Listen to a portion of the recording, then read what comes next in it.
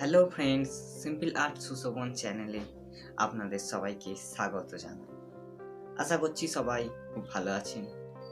আপনারা খেয়াল করেছেন অবশ্যই যে এতদিন আমার চ্যানেলে কোনো রকম লোগো বা আইকন ছিল না, কিন্তু কালকে সেটা অ্যাড হয়েছে। আমিও দেখেছিলাম সব চ্যানেলের লোগো বা আইকন, আমি ভাবছিলাম যে কী করা যায় আমার চ্যানেলের লোগো বা আইকন। তো সবাই দেখলাম কেউ নিজের ছবি দিয়েছে, কেউ চ্যানেলের নামকে বিভিন্ন অ্যাপসের মাধ্যমে এডিট করে তার চ্যানেলের আইকন বা লোগো বানিয়েছে। তো তাই আমিও একটা আইডিয়া বার করলাম আমার চ্যানেলের লোগো বা আইকন করবার জন্যে। তো চলুন আজকের ভিডিও শুরু করা যাক। Let's start.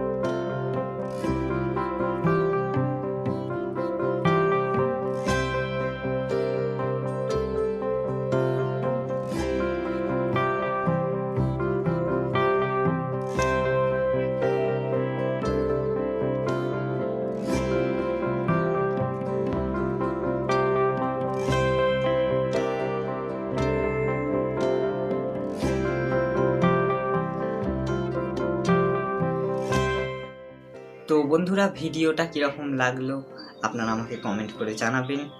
যদি ভালো লাগে তাহলে একটা লাইক করবেন, এবং যারা আমার চ্যানেল নতুন তাদের উদ্দেশ্যে বলছি, এরকম কিছু নতুন নতুন আঁকার ভিডিও পাওয়ার জন্যে আপনারা আমার সাথে থাকবার জন্যে আমার চ্যানেলটাকে সাবস্ক্রাইব করে রাখবেন। আর যদি কিছু মন্তব্য থাকে আপনাদের, তাহলে সেটা আমাকে কমেন্ট করে জানাতে ভুলবেন না।